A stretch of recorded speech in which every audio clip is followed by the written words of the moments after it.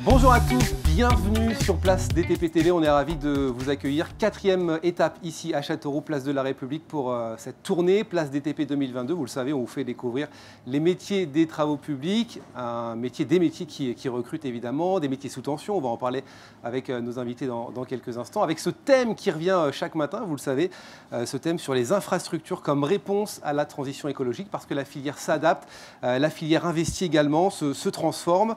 Et je vous rappelle ce constat qui est important. Les usages des infrastructures pèsent aujourd'hui pour la moitié, 54% quasiment, dans l'empreinte carbone de la France. Et la France, vous le savez, a cet objectif de baisse d'empreinte carbone à l'horizon 2030 et 2050. Il faut donc agir sur les infrastructures et leurs usages. Comment ? Quelles sont les priorités? Qu'est-ce qui est mis en place à Châteauroux et dans l'Indre? Est-ce qu'on doit revoir notre façon de faire? Combien ça coûte? Et évidemment, quelle est la place de l'innovation dans tout ça? On en discute avec nos invités. Je suis ravi de vous accueillir. Merci d'être là. Gilles Averrousse, président, maire de Châteauroux Métropole. Merci de nous accueillir, monsieur le maire. Bonjour. Marc Fleuret, président du conseil départemental de l'Indre. Bonjour. Merci à vous d'être avec nous. Aymeric Compin, conseiller régional région Centre-Val de Loire. Merci aussi. Merci, bonjour. D'être là. Cyril Pietrzac, président de la Fédération des travaux publics de l'Indre. Cyril, on se croise tout le temps en ce moment. On suit. Ça tombe bien, on est chez vous. Et puis Séverine, alors je suis désolé de terminer par vous, mais je me suis dit que c'était bien de vous mettre en avant aussi. On se voit tout le temps, la Banque Postale. Merci Séverine Gouin d'être avec nous. On parlera de la Banque Postale dans quelques instants, partenaire de Place DTP 2022. Monsieur le maire, première question pour vous. Encore une fois, merci de nous accueillir. On sait que Châteauroux est une métropole dynamique, attractive. Quelle est votre vision, vous, des travaux publics de cette filière? Alors, vous le disiez vraiment justement dans votre propos introductif, pour nous, la filière des travaux publics, c'est un élément essentiel de la transition écologique. Vous avez des obligations, on en a, mais pour qu'on mette en œuvre nos obligations, nos contraintes environnementales, parce qu'elles ont souvent été prises comme des contraintes, même si l'objectif, c'est justement de réduire notre empreinte carbone et d'améliorer, j'allais dire, les conditions de vie sur la planète et les conditions de vie de nos concitoyens au plus local de leur localisation. Sans les entreprises de travaux publics, sans les propositions que vous êtes susceptibles de nous faire en termes d'innovation, de matériaux, de nouvelles technologies, on n'arriverait pas à mettre en œuvre nos visions politiques et nos projets de manière les plus optimales possible.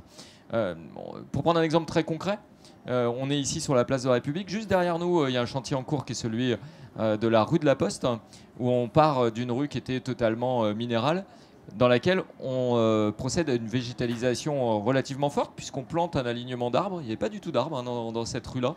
Et ça, c'est une vraie aussi modification à la fois du cadre de vie. C'est répondre à l'attente de nos habitants, de nos commerçants. Que vous allez poser, c'est répondre aussi à l'attente des habitants. Absolument. Voilà. Et donc, on a vraiment besoin des entreprises de travaux publics pour nous aider à réaliser ces chantiers et aller de l'avant et à tenir nos objectifs. On verra ce qui est mis en place encore ici à Châteauroux. Peut-être un mot sur la période qu'on vient de passer, cette crise sanitaire. Évidemment, ça revient souvent. Mais est-ce que vous sentez que les mentalités, la façon de penser aussi a changé et que cette transition écologique va se faire avec tout le monde finalement? Oui, la période sanitaire, la crise sanitaire qu'on a vécue a vraiment impacté nos habitants et les élus que nous sommes. Et pour nous, ça nous a amené à prendre des décisions qu'on n'aurait pas prises auparavant, ou pas si vite. Encore une fois, là, pour citer un exemple, sur les boulevards, 2 fois 2 voies, en presque centre-ville, on est passé à une voie consacrée ou réservée à la circulation automobile et une voie réservée à la circulation des modes doux, c'est-à-dire vélo, trottinette, skate, avec ce qu'on appelle généralement ou communément les coronapistes. Donc l'aménagement provisoire dans un premier temps, mais qu'on va pérenniser, d'un circuit de circulation réservé donc, à ces modes de déplacement qui étaient peu empruntés dans des départements ruraux comme les nôtres, qui étaient peu usités et qui se développent aujourd'hui au gré de cette crise sanitaire. Vous avez cette même vision, Marc Fleuret? Alors effectivement, nous, le département, on est bien sûr en phase avec ce que vient de dire le maire de Châteauroux, mais nous avons une vision plus sur tout ce qui est infrastructure routière au niveau départemental. On est un département très rural. Je crois qu'il y a 5000 km de route, c'est ça? C'est ça, et donc pour nous, les routes, en fait, ça signifie le lien entre les gens. Et contrairement à des zones beaucoup plus urbaines, la route a une vraie importance pour le cadre de vie des gens. Donc on est très comment dire, attentif à l'état de nos routes et bien sûr à toute l'évolution technologique qu'on peut avoir. On a commencé la déviation de Villedieu, c'est 23 millions d'euros que le département prend en propre et donc on a commencé à travailler dessus et avec la société qui s'occupe du chantier, ils nous ont bien sûr tout expliqué sur le fait qu'on grattait la route, qu'on récupérait la matière pour pouvoir la réinjecter dans le futur goudron. Donc voilà, c'est des choses sur lesquelles maintenant on est très sensible. Et puis de la même façon que Châteauroux Métropole, on va aller beaucoup plus loin dans tout ce qui est voie douce. Et on a lancé une grosse étude pour finir l'Indre à vélo sur une voie autonome. Voilà, donc on a promis d'injecter plus d'1 million d'euros sur le sujet et on va s'y tenir puisque on commence dès aujourd'hui les études. On reviendra effectivement sur la mobilité douce qui est importante aujourd'hui. On reviendra aussi avec vous, Aymeric Comprain, dans quelques instants. Un mot, Cyril, sur les entreprises de travaux publics dans l'Indre. C'est la question que je pose à chaque fois, mais comment elles se portent ces entreprises ici? Et surtout, il y a combien d'entreprises qui sont ici? Dans l'Indre, c'est 60 entreprises. C'est une petite, en gros, 1000 salariés directs. Après, on a tout ce qui touche à la profession et donc les emplois indirects, qui ne sont pas quantifiés dans les 1000 salariés. Donc un département plutôt dynamique. L'activité, on ne va pas se plaindre, elle est présente.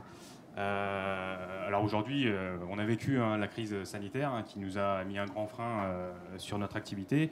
Aujourd'hui, on subit une nouvelle crise qui est la guerre en Ukraine, alors nos problématiques d'approvisionnement. Ce qui va, je pense, aller dans le même sens que la crise sanitaire. On va développer davantage des produits innovants et jouant sur l'innovation et sur éviter de consommer des ressources à l'extérieur de notre pays. Aujourd'hui, on parle de la déviation de Villedieu où on propose des solutions avec des forts taux de recyclage. Donc tout ça, on travaille dessus pour améliorer nos produits. Donc les voies douces avec des produits beaucoup plus naturels, locales. Voilà, toute la profession. C'est des choses qui n'étaient pas mises en place avant et qui maintenant sont réfléchies différemment, c'est ça? Si, ça fait longtemps que ça existe. Tous les enrobés froids, par exemple, ça fait des années que ça existe. Mais l'utilisation, elle n'est pas prioritaire. D'accord. Par la technique, l'innovation, c'est des produits qui existent depuis longtemps, mais aujourd'hui, on cherche à les développer davantage pour les utiliser sur des portions routières beaucoup plus soutenues que ce qu'on les utilisait auparavant. J'ai posé la question à Aymeric Comprain, conseiller régional région Centre-Val de Loire. Est-ce qu'il y a urgence, selon vous, aujourd'hui, d'agir sur l'avenir, j'ai envie de dire, sur l'écologie? Oui, il y a urgence. Tout à l'heure, on parlait de contraintes. Alors effectivement, il y a des contraintes législatives, mais bientôt, il y aura des contraintes climatiques. Parce qu'on voit que le dérèglement climatique va accroître notamment la chaleur dans les villes. Et donc, transformer les villes, c'est aussi permettre que ces villes soient vivables dans des situations beaucoup plus difficiles et avec des climats beaucoup plus extrêmes. Donc, c'est quelque chose de décisif. Alors, il y a effectivement la question des matériaux et il y a la question aussi, effectivement, de la végétalisation, ce genre de questions. Après, nous, sur l'échelle régionale, on accompagne les collectivités dans les formes de transition. On parlait tout à l'heure tout à fait des mobilités douces. Je crois que c'est quelque chose d'effectivement important si on veut justement réduire la production de gaz à effet de serre. Donc il y a tout un tas de choses. Voilà, moi je ne vais pas décrire l'ensemble de la politique régionale, mais on accompagne les collectivités quand ils le souhaitent aller dans ces directions-là. Et nous-mêmes, on réfléchit aussi pour essayer d'organiser sur l'échelle de la région ces politiques pour qu'il y ait une cohérence d'ensemble. Il y a 65% des Français qui aimeraient passer à la mobilité douce pour se rendre au travail. Il y a cette volonté donc des Français, des habitants également de la région. Mais est-ce qu'il ne faut pas finalement ne pas aller trop vite dans tout ça, Gilles? Alors sur le territoire, la question de la mobilité, ça a été une question prioritaire depuis longtemps. Mon prédécesseur, au début des années 2000, a été un des premiers présidents d'agglomération de France à lancer la gratuité des transports sur l'ensemble des 14 communes de l'agglomération et qui permet à tous nos concitoyens de se déplacer gratuitement. Donc c'est un avantage évidemment environnemental, c'est également un gain de pouvoir d'achat. Et je crois que ça, dans la situation qu'on connaît aujourd'hui, c'est quelque chose d'essentiel. On le voit, les comportements évoluent. Si vous prenez le journal, la presse quotidienne régionale, aujourd'hui, vous avez toute une page sur les véhicules électriques et le déploiement du coup des infrastructures. Parce que qui dit développement des usages de véhicules électriques dit la Faut les nécessité adapter. de les recharger et la volonté et le besoin d'avoir un réseau de bornes qui soit relativement dense et donc qui puisse sécuriser nos concitoyens dans l'utilisation de leurs véhicules. On a la chance d'avoir un syndicat départemental d'énergie qui a été pionnier en la matière aussi et qui a permis tous les 11 km dans le département d'avoir la présence d'une borne électrique. Mais aujourd'hui, pour les élus que nous sommes, à l'échelle de nos responsabilités, donc moi sur l'agglomération et sur la ville de Châteauroux, on a besoin d'aller plus loin aujourd'hui et d'augmenter ce nombre de bornes parce qu'on commence à avoir des bornes qui sont prises et puis des citoyens qui attendent ou qui ne peuvent pas attendre justement de se charger. Donc on a besoin d'aller, vous disiez, est-ce qu'il ne faut pas ne pas aller trop vite? Si, il faut aller vite parce que la demande, elle est là. Pendant longtemps, elle n'a pas été là. Aujourd'hui, elle est là. Comment se comportent les entreprises de travaux publics aujourd'hui quand on parle de transition écologique? Est-ce que tout le monde est réceptif ou est-ce qu'il y a encore des petits freins? Non, je pense qu'aujourd'hui tout le monde est réceptif. Est-ce qu'il y a une façon de travailler différente peut-être aussi? Alors déjà c'est sociétal, hein. Nous, tous nos salariés et même dans toute la profession, aujourd'hui il y a une attente. Donc on est obligé de suivre et d'évoluer vers une transition. On n'a pas le choix. On n'a pas le choix et il y a une volonté. Donc il faut y aller. C'est un Et bon... j'en reviens, nous, c'est sûr que dans la profession, beaucoup d'entreprises investissent aussi dans l'électrique.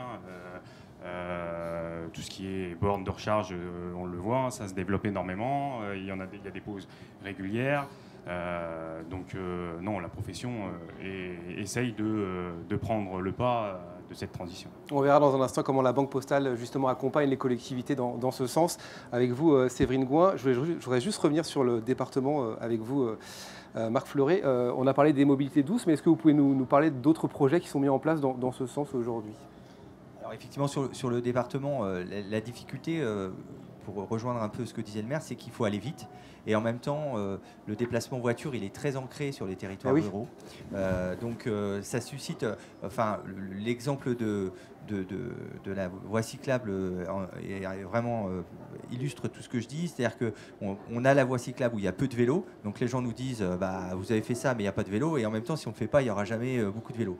Donc là, ce qui est vrai sur un milieu très urbain comme Châteauroux, il est encore plus vrai à l'extérieur. Donc c'est à nous aussi d'être innovants, de proposer des choses intéressantes, notamment par exemple pour les enfants qui doivent prendre le bus scolaire, d'être en capacité, quand ils sont sur un petit hameau, d'aller en vélo jusqu'au bus et de leur proposer un lieu où ils vont pouvoir mettre le vélo en toute sécurité et après prendre le bus. Donc le multimodal sur les milieux ruraux, je pense qu'il a vraiment tout son sens.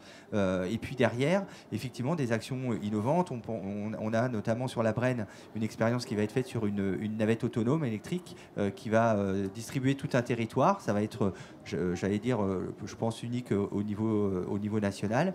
Et donc on va aider cette initiative parce que ça me semble intéressant. D'abord parce que on va vers l'avenir en termes de modernité pour le territoire, et puis ensuite dans le bon sens par rapport à la transition écologique. On peut revenir sur l'innovation avec vous, Cyril. Quelle est la place de l'innovation aujourd'hui dans les entreprises de travaux publics? Parce que l'innovation est là forcément et ça va jouer dans la transition écologique. Oui, ça va jouer. On va le voir quand on fera un petit peu le tour de la place DP où il y a quand même beaucoup d'entreprises qui proposent des innovations. Alors chacun a son innovation phare, mais c'est un sujet que tout le monde porte. Donc dans les travaux publics, l'innovation est vraiment présente. L'innovation, pareil, monsieur le maire, c'est quelque chose d'important aujourd'hui? Transition, ça rime avec innovation. Hier, pour tout vous dire, on était en train de faire nos arbitrages sur l'hydrogène. On est parmi les collectivités qui voulons être pionnières dans le développement de l'hydrogène, notamment sur nos transports en commun. On va avoir 6 bus, 3 bus de 12 mètres et 3 bus articulés de 18 mètres à l'hydrogène. Donc la question, c'est avec quel partenaire on travaille, quelle station de production, quelle station de distribution.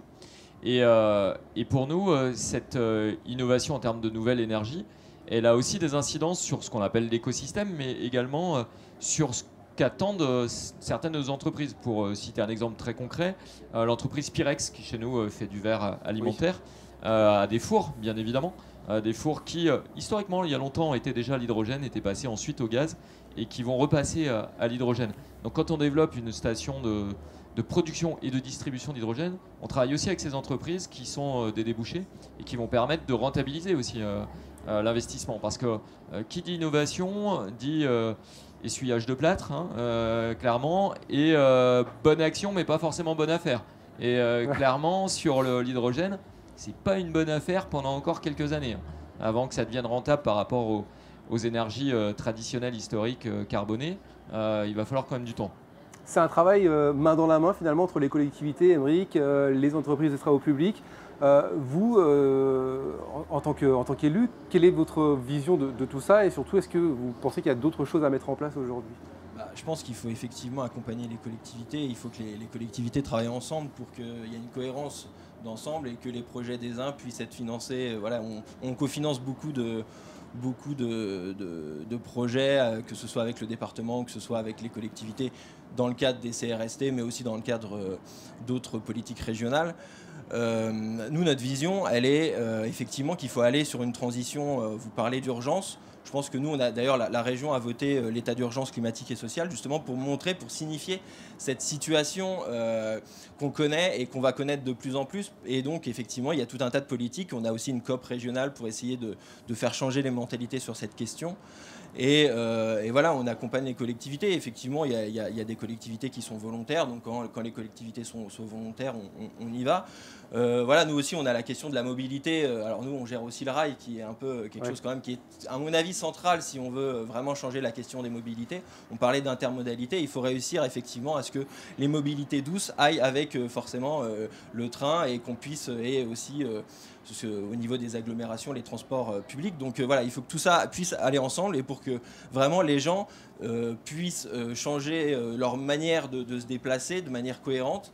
Et je crois qu'on arrive à travailler ensemble et on va poursuivre là-dessus parce que c'est quand même quelque chose de décisif. Oui, parce que c'est vrai, on parle de mobilité douce, de vélo, mais les gens qui habitent très loin de Châteauroux et qui travaillent à Châteauroux, ce que vous avez dit tout à l'heure. Ouais, en fait, je voulais rebondir. En fait, je pense qu'il ne faut pas faire du systématique Bien parce sûr. que sur les territoires ruraux comme les nôtres, on a des gens qui sont très isolés et où les mobilités douces, c'est pas possible pour eux. C'est pour ça qu'il me semble quand même important de continuer à investir sur les routes, effectivement en changeant le mode de construction, de fabrication, mais il faut qu'on continue à investir parce que les territoires ruraux sont enclavés s'il n'y a pas un réseau routier qui est correct. Ça me semble essentiel. Et pour rebondir sur l'hydrogène et le projet hydrogène, cette cohérence qui a lieu sur Châteauroux Métropole, on essaye aussi, nous, de mettre des projets qui soient en lien avec le projet hydrogène de Châteauroux, notamment sur l'Indre à vélo, puisqu'on souhaite faire de l'Indre à vélo le premier parcours vélo à hydrogène,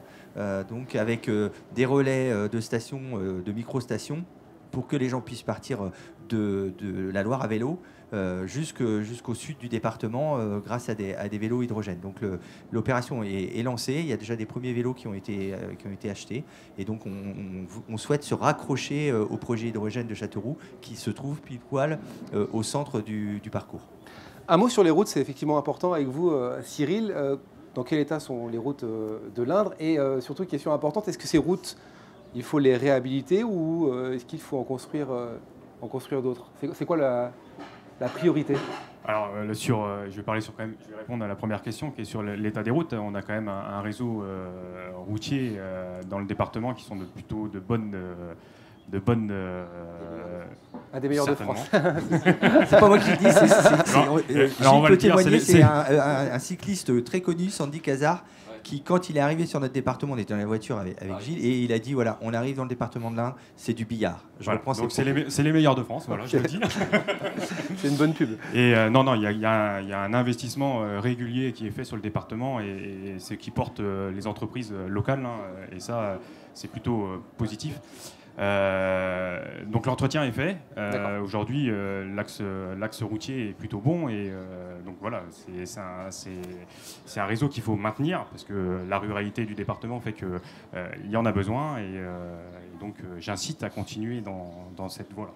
Oui, je rappelle 5000 km de route départementale dans l'Indre. On va parler de financement, c'est important avec Séverine Gouin. Qui accompagne évidemment les collectivités. La Banque Postale propose des prêts verts. On en a beaucoup parlé, mais c'est important d'en reparler. Oui, exactement. La Banque Postale est engagée donc, dans la transition énergétique. Elle accompagne les collectivités, également les entreprises dans cette transition. Et sur les collectivités, en fait, on a développé en 2019 une gamme de financement que l'on appelle prêts verts.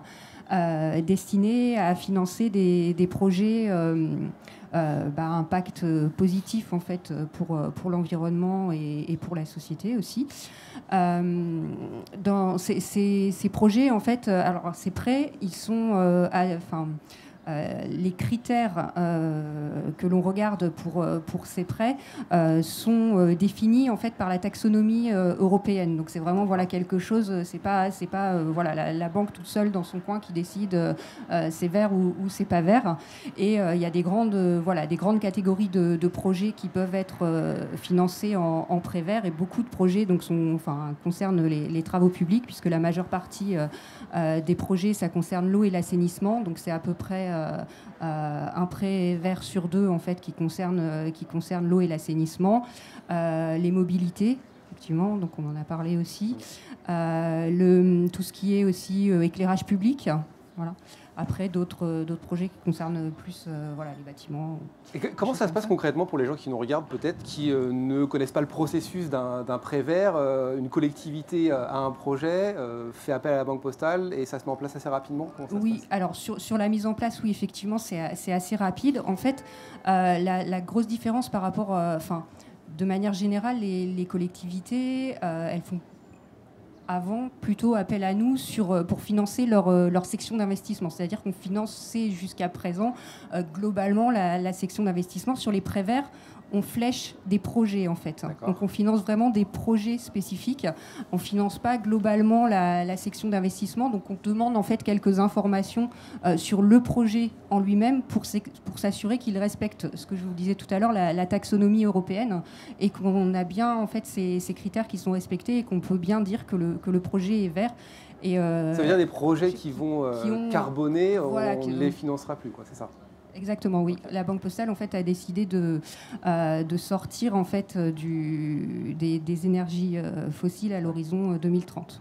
Non, on ne financera plus. Bon, on va parler finance encore avec vous, Monsieur le maire, et le département. 70% des commandes dans le secteur des travaux publics sont assurées par les collectivités locales et l'État. Il y a la crise sanitaire qui est passée par là. J'imagine que les budgets sont différents. Alors, les budgets sont toujours gérés avec beaucoup de rigueur, bien évidemment. On a la chance, nous, d'avoir des collectivités à l'échelle du département qui ont plutôt des bons ratios financiers. C'est le cas aussi de la ville de Châteauroux et de l'agglomération. Malgré tout, on est attentif aux financements qui nous permettent d'avoir des taux bonifiés qui s'approchent de zéro, parce qu'en l'occurrence, en l'espèce, c'est le cas. Et typiquement, sur les transports, je parlais tout à l'heure du passage à l'hydrogène. Un bus hydrogène, c'est 2 fois le prix d'un bus normal. Quand vous achetez un bus 12 mètres, 300 000 euros, un bus hydrogène, c'est 600 000 euros. Donc c'est 300 000 de plus, même si on est lauréat du dispositif national et d'un appel à projet porté par l'ADEME qui nous amène le financement de 25% du coût, c'est que la moitié du surcoût, quoi, voilà. Ouais. Donc il va nous revenir, au lieu de nous revenir à 300 000, le bus simple à 12 mètres, il va nous revenir à 450 000. Donc on a besoin d'avoir des financements qui nous permettent aussi d'essayer d'amortir sur une durée plus longue et d'absorber ce surcoût. Quand vous passez à l'hydrogène, clairement, c'est pas le même atelier de maintenance que l'atelier qui est dédié au bus diesel, voire même au bus hybride.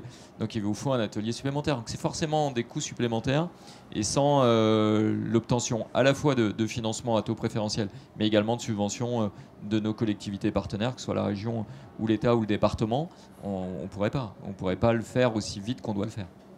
Vous êtes d'accord, Marc Fleuret ? Alors nous, on a une situation également qui nous permet de continuer à investir. Donc ça, c'est très important. J'ai parlé beaucoup des routes, mais j'ai pas parlé aussi de l'aide que l'on peut donner aux communes pour tout ce qui est, on appelle ça le fonds d'action rurale, pour tout ce qui est action d'aménagement de cœur de ville, etc., où là aussi les travaux publics sont impactés. Nous, on a pris la décision d'augmenter ce fonds de 10% sur le mandat. Donc on va s'y tenir, même si c'est un peu compliqué parce qu'il y a d'autres collectivités qui ont baissé leurs subventions sur le département, mais on va tenir quand même la barre, parce que ça me semble extrêmement important qu'on puisse continuer à injecter de l'argent sur notre territoire. Et puis j'allais dire que là, c'est du financement qui est bien investi, puisqu'il revient directement chez nous. Donc ça, c'est très important. Donc oui, on va continuer. Et puis, comme le disait Monsieur le maire, tout ce qui est innovation, ça coûte un peu plus cher. Mais je pense que c'est important qu'on soit au rendez-vous parce qu'on le dit souvent, la ruralité, c'est la modernité de demain. Ouais. Mais si on ne prend pas la balle au bon, on sera derrière et ça serait dommage pour les habitants de l'Indre. On va revenir sur cet événement à Place DTP 2022, ici pour faire découvrir les métiers des travaux publics qui ont encore, Cyril, on peut le dire, cette image un peu poussiéreuse et c'est une filière sous tension qui recrute pourtant. Oui, on recrute. Alors ça commence à faire quelques années qu'on a des difficultés de recrutement.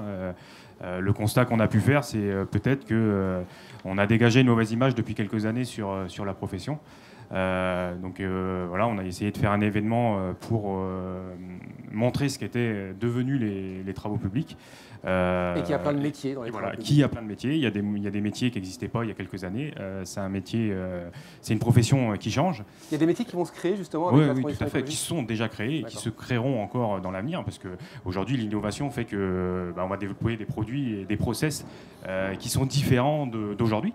Donc aujourd'hui, il y a des métiers, peut-être dans 5-10 ans, on parlera et aujourd'hui, je ne sais pas vous le dire, je ne saurais pas vous dire, tiens, on peut embaucher pour tel métier. Donc ça évolue. Mais oui, c'est un métier qui est sous tension. On cherche, je pense, toutes les entreprises du département cherchent à embaucher. Quel est le métier le plus recherché aujourd'hui ? Il n'y a pas un métier dans toutes les branches, que ce soit le maçon, le canalisateur, chauffeur d'engin, chauffeur de camion, chef de chantier, conducteur de travaux, même dans les services administratifs. Aujourd'hui, on cherche à tout poste, on cherche du monde. Il y a 44% des entreprises de la FNTP qui ont traversé en 2021 des difficultés de recrutement. Donc ça montre tout ça. Aymeric Compin, un mot justement sur cet événement, Place DTP, parfait pour montrer les métiers et travaux publics, mais pour aller chercher aussi des jeunes et des gens. Oui, nous, la région s'occupe aussi de la formation professionnelle. Et justement, on travaille avec Pôle emploi et avec l'État pour essayer justement de cibler les métiers en tension et sur lesquels on peut travailler. Nous, on a une politique qui s'appelle les défis, où justement on essaie de travailler avec les collectivités territoriales, avec surtout les entreprises, et pour justement voir comment on peut faire une formation qui soit à la fois utile pour les entreprises et à la fois valorisante pour les personnes en situation de recherche d'emploi et qui, voilà, avec l'objectif que ça se transforme sur des embauches, quoi. Donc nous, on a vraiment cette politique de formation professionnelle et forcément, on veut l'orienter aussi sur les métiers d'avenir et les métiers d'avenir, ça passe aussi sur les travaux publics. Cette difficulté de recruter, Jules Averrousse, elle vous inquiète ou pas ? Oui, elle nous inquiète parce qu'elle concerne tous les secteurs, que ce soit le secteur privé ou le secteur public. On le vit aussi, alors que nous, historiquement, on n'avait pas de difficulté à recruter. Les gens voulaient rentrer à la ville, comme on dit, ils passaient leur carrière. Aujourd'hui, on voit que le statut de la fonction publique, il attire plus autant que ça et que ce sont les conditions salariales qui sont les premières données et puis éventuellement les avantages qu'il peut y avoir à côté. Et donc là, nous, on a mis en place tout un dispositif avec des services dédiés à l'accompagnement des entreprises sur le recrutement, sur l'aide donc avec les partenaires comme Pôle emploi qui ont été cités tout à l'heure. Donc avec des recrutements, à destination de nos habitants, mais également, et c'est le département par l'agence d'attractivité qui vient de se lancer là-dedans, un appel aux candidatures externes, c'est-à-dire aller recruter des gens de l'extérieur. On fait beaucoup de salons à l'échelle nationale pour essayer de convaincre des gens qui ne connaissent pas forcément l'Indre. Il y a le président de l'agence d'attractivité dans la salle, de venir ici. Il y a un site internet désormais qui est en place avec une bourse d'emploi qui nous permet d'aller chercher bien au-delà de nos frontières les candidats dont on a besoin ici. Vous êtes d'accord avec ça, Oui, je suis totalement d'accord. Effectivement, l'agence d'attractivité a lancé le site hier, qui va permettre d'aller chercher des gens de l'extérieur et de faire matcher l'offre locale et la demande à l'extérieur. Voilà, donc ça c'est un outil intéressant. Et puis nous, on a fait le constat, le triste constat, on a d'un côté 5200 personnes au RSA sur le territoire et en face des entreprises qui ne trouvent personne. Donc il faut trouver des solutions pour ramener les gens vers l'emploi. C'est ça, la solution elle est où ? Alors justement, on a fait un groupe de travail avec des entreprises pilotes, quelques entreprises pilotes où On va aller aider les gens qui sont au RSA, notamment s'ils ont des problèmes de garde d'enfants, s'ils ont des problèmes de mobilité, parce que c'est souvent le problème de la mobilité, c'est-à-dire les gens qui sont dans les campagnes, c'est difficile quand ils n'ont pas le permis ou quand ils n'ont pas de voiture pour aller travailler. Donc nous, il faut qu'on vienne en renfort sur ce sujet. On travaille avec Pôle emploi aussi sur cette problématique pour qu'on extrait les personnes du RSA pour les ramener vers le monde du travail. Tout le monde s'y retrouve, à la fois les entreprises parce qu'ils vont avoir de la main-d'œuvre, et puis également les gens qui sont sans emploi, parce que c'est vrai que quand on retourne au travail, on retrouve une dignité, on trouve une place dans la société, donc c'est important. Et puis bien sûr la collectivité territoriale aussi, puisque l'objectif c'est quand même qu'on ait moins de personnes au RSA et que nos chefs d'entreprise puissent avoir de la main-d'œuvre. Donc là c'est quelque chose de très vertueux, et moi je suis très optimiste, et je veux que là-dessus le département de l'Indre on parlait d'innovation, mais sera très novateur. Et je veux qu'on aille très loin pour qu'on puisse vraiment faire ce pont entre les gens qui sont au RSA et le monde de l'entreprise. Avant de terminer, messieurs, on va peut-être sortir un petit peu du sujet, mais je trouvais ça important d'en parler. Gilles Averrousse, la ville de Châteauroux fait partie des villes labellisées centre de préparation au JO. Vous accueillerez 4 catégories, si je ne me trompe pas, le tir, le football, le BMX et l'athlétisme. Pour la ville, j'imagine que c'est quelque chose de très important et on y travaille déjà. Pour la ville, pour le département, parce qu'on travaille collectivement, vraiment à l'échelle territoriale donc du département de l'Indre, avec nos partenaires pour préparer l'accueil de délégations étrangères. On a la chance à Châteauroux d'avoir la Fédération française de tir qui a son centre national de tir sportif. C'est un équipement unique en Europe. Donc on sait déjà qu'on a 9 délégations étrangères qui ont contractualisé avec la Fédération française et qui seront ici en préparation des Jeux Olympiques. On ne désespère pas, et je le redis, je profite de la tribune qui nous est donnée, d'avoir les Jeux Olympiques sur ces épreuves-là, puisque j'ai cru comprendre qu'il y avait quelques chantiers qui avaient pris un peu de retard à Paris, enfin, notamment la Courneuve. Et si on peut aider, on aidera à accueillir ici, ce sera avec grand plaisir. Voilà, donc pour nous, les Jeux Olympiques, c'est quelque chose auquel on se prépare activement. On a des réunions à comité de pilotage qui se réunissent régulièrement. On a encore une réunion vendredi dernier. Et on va organiser tout un tas de manifestations autour de ça pour donner déjà envie à celles et ceux qui ne font pas de sport de s'y mettre aussi, et puis de créer une émulation avec nos entreprises et notamment nos entreprises du TP sur le sujet également. Voilà, mais je pense que Marc Fleuret pourrait dire encore beaucoup sur le sujet. Les départements ont une initiative sur les JO particulière. Oui, donc, je dirais le principal a été dit. Ce qu'il faut juste, nous, c'est qu'on continue à avancer sur ce qui est déjà la réalité, c'est-à-dire d'avoir des délégations qui vont venir sur notre territoire. Donc effectivement, on a le stand de tir, mais on a aussi, au niveau de l'athlétisme, on a l'Arménie qui s'est positionnée pour venir faire des stages chez nous. Donc il y a une vraie dynamique en ce sens-là. Nous, on va aller le plus loin possible. On accueillera la flamme olympique parce qu'il y a tout un parcours qui sera sur le territoire et tout un travail de 2 ans en amont avec les associations, donc pour fédérer autour de ça. Et puis la cerise sur le gâteau, effectivement, ça serait qu'on ait les épreuves de tir qui viennent à Châteauroux, avec tout le retard qui est pris sur le département de la Seine-Saint-Denis.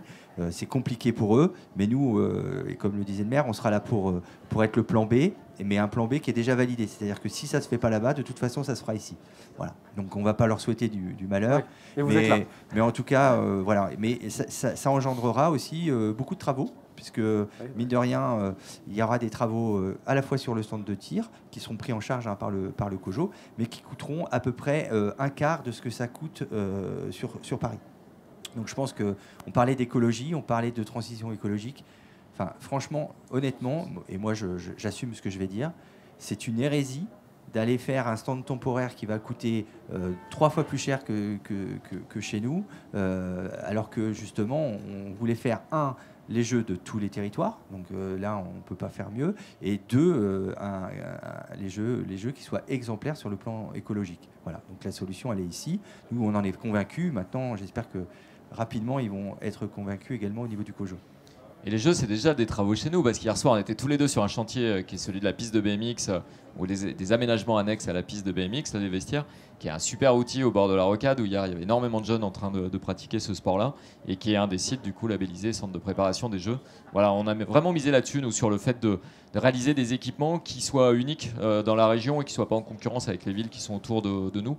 Et donc on a développé tout un tas d'infrastructures, notamment sur la Mare Gautière, là, sur notre stade d'athlétisme, qui permettent à nos sportifs d'exercer leur sport, mais également de donner envie à d'autres d'y participer. Et ça, c'est plutôt une belle réussite aujourd'hui. Émeric, un dernier mot peut-être sur ces Jeux 2024 serait une bonne chose pour le département? Oui, ça me faisait rire parce qu'en fait, on connaît les difficultés et les raisons qui poussent aux difficultés dans Seine-Saint-Denis. Donc j'avais presque envie de dire que les écologistes étaient des alliés un peu objectifs du projet. Adrien. Donc oui, non, mais effectivement, ça peut être une chance pour le territoire. Après, voilà, nous, on accompagne ce qui est possible de faire. On est satisfait, on sera satisfait si effectivement ils viennent. Et je suis assez d'accord avec l'argument de dire que faire des sites qui vont durer juste pour... On l'a vu dans d'autres pays, où finalement, aujourd'hui, comme en Grèce, il y avait eu les JO et maintenant c'est des ruines. Ouais. Donc, pour ça, la Coupe du Monde de foot au Qatar poser ce type de questions. La question de la Coupe du Monde de Qatar, là, c'est encore pire. C'est que là, c'est les conditions de travail qui font qu'il y a des morts sur les chantiers. Donc là, on est quand même là sur une autre question, quoi. Mais voilà, oui, nous, en tout cas sur les JO, ils vont arriver. Si ça peut venir dans la région, on sera satisfait. Merci beaucoup à tous les 5 de vous être arrêtés. Merci Cyril, merci Séverine, Gilles, Marc et Émeric. Et on se retrouve très bientôt, évidemment. Si vous avez des questions, vous souhaitez réagir, venir découvrir les métiers des travaux publics. Sachez que c'est possible jusqu'au 1er avril. On se retrouve très bientôt. Merci à tous les 5. Merci beaucoup.